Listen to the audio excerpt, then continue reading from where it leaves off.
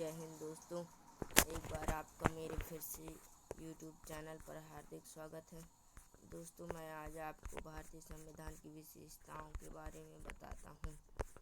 तो बिना time waste किए हुए अपन वीडियो शुरू करते हैं। पहला है लिखित एवं विस्तृत संविधान। भारत का संविधान लिखित एवं निर्मित संविधान है, जिसका गठन विधिवत गठित संविधान द्वारा किया गया है। भारत के संविधान में 395 अनुच्छेद, 12 अनुसूचियां हैं, जो 22 भागों में विभाजित हैं। दूसरा है कठोर एवं लचीलेपन का सम्मिश्रण। संविधान में संशोधन प्रक्रिया के आधार पर संविधान का वर्गीकरण कठोर अथवा लचीला के रूप में किया जाता है। यदि किसी देश का संविधान उसी प्रक्रिया से संशोधित किया जा सकता है जिस प्रक्रिया से साधारण विधि का निर्माण होता है, तो संबंधित संविधान लचीला अथवा परिवर्तनशील कहलाता है। परंतु यदि किसी संविधान के संशोधन में विशिष्ट प्रक्रिया अपनाई जाती है, उस संविधान को कठोर संविधान कहा जाता है। इस प्रकार भारत का संविधान कठोर एवं लचीला है। दोस्तों, हमारा संविधान कब बनकर अंगीकृत हुआ था? 26 नवंबर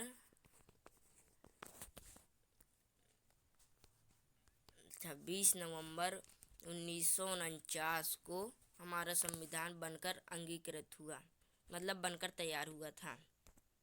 और इसको लागू कब किया गया? इसको लागू 26 जनवरी 1950 को लागू किया गया। चलिए आगे। संपूर्ण प्रभुत्व संपन्न गणराज्य। संपूर्ण प्रभुत्व मतलब कि पूरे देश में एक ही अधिकारी का शासन रहेगा। संपन्न गणराज्य। संपूर्ण प्रभुत्व संपन्न का अर्थ है कि भारत अपनी आंतरिक और विदेश नीति का निर्धारण स्वयं करेगा। भारत पर किसी की विदेशी सत्ता का अधिकार नहीं है। चौथा है समाजवादी एवं पंथ निरपेक्षता। समाजवादी राज्य से अभिप्राय है कि भारतीय व्यवस्था समाज के समतावादी ढांचे पर आधारित होगी। संविधान में पंथ निरपेक्षता का आदर्श रखा गया है।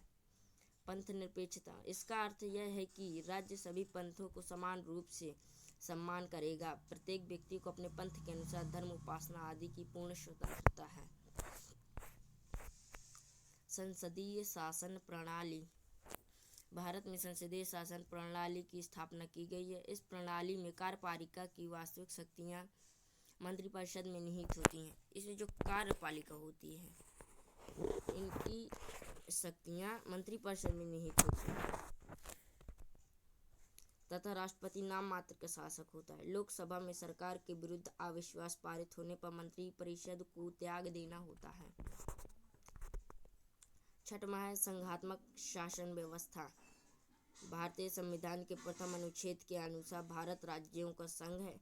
इस प्रकार भारत में संघात्मक शासन की स्थापना की गई है।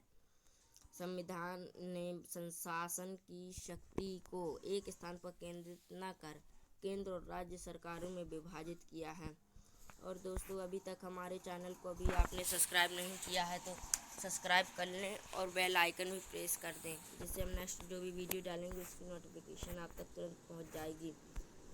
और यह हमारा पार्ट 1 है, पार्ट 1 है और इसके बाद पार्ट 2 भी हम अभी अपलोड कर देंगे कुछ ही देर बाद। राज्य के नीति निर्देशक तत्व। भारतीय संविधान के चौथे भाग में शासन संचालन के लिए जिन मूलभूत सिद्धांतों का वर्णन किया गया है, उन्हें राज्य के नीति निर्धारण करने वाले नीति निर्देशक तत्व कहा जाता है। ये तत्व आधुनिक प्रजातंत्र के लिए राजनीतिक, सामाजिक एवं आर्थिक कार्यक्रम प्रस्तुत करते हैं। इकहरी नागरिकता।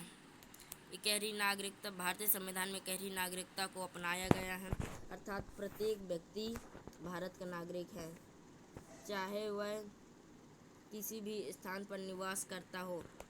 वह अपने राज्य जैसे पंजाब, हरियाणा, उत्तर प्रदेश, मध्य प्रदेश आदि का नागरिक नहीं होता, अपितु भारत के सभी नागरिक देश में ही रोजगार प्राप्त कर सकते हैं। अगला 9वां पॉइंट है हमारा सार्वभौम वयस्क मताधिकार।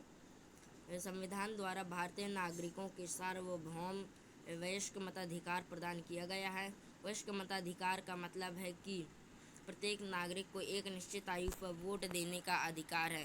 हमारे संविधान में यह मताधिकार 18 वर्ष की आयु पर ही सभी नागरिकों को बिना किसी धर्म, जाति, लिंग, वंश, जन्म स्थान के भेदभाव के बिना समान रूप से दिया गया है। 10वां है स्वतंत्र एवं निष्पक्ष न्यायपालिका। नागरिकों के मूल अधिकारों की रक्षा और संविधान की व्याख्या करने के अधिकार होने के कारण न्यायपालिका को स्वतंत्र घोषित किया गया है। न्यायपालिका पर किसी प्रकार का भी दबाव नहीं रहता। भारतीय संविधान में स्वतंत्र एवं निष्पक्ष न्यायपालिका का प्रावधान किया गया है। इस व्यवस्था को न्यायाधीश कार्यपालिका के दबाव से मुक्त रहते हैं। अगला है 11वां, लास्ट टॉपिक है ये हमारा, मौलिक अधिकार एवं कर्तव्य। नागरिकों के सर्वांगीण विकास के लिए नागरिकों को मौलिक अधिकार एवं कर्तव्य प्रदान किए गए हैं। भारतीय संविधान में 6 मौलिक अधिकार एवं 11 मौलिक कर्तव्य हैं। तो चलिए दोस्तों, यहाँ पर हमारी वीडियो समाप्त। अगर आपको यदि वीडियो हेल्पफुल लगा हो तो आप हमारे चैनल को सब्सक्राइब जरूर कीजिए तथा शेयर भी कीजिए। जय हिंद दोस्तों, मिलते हैं अगली वीडियो के साथ।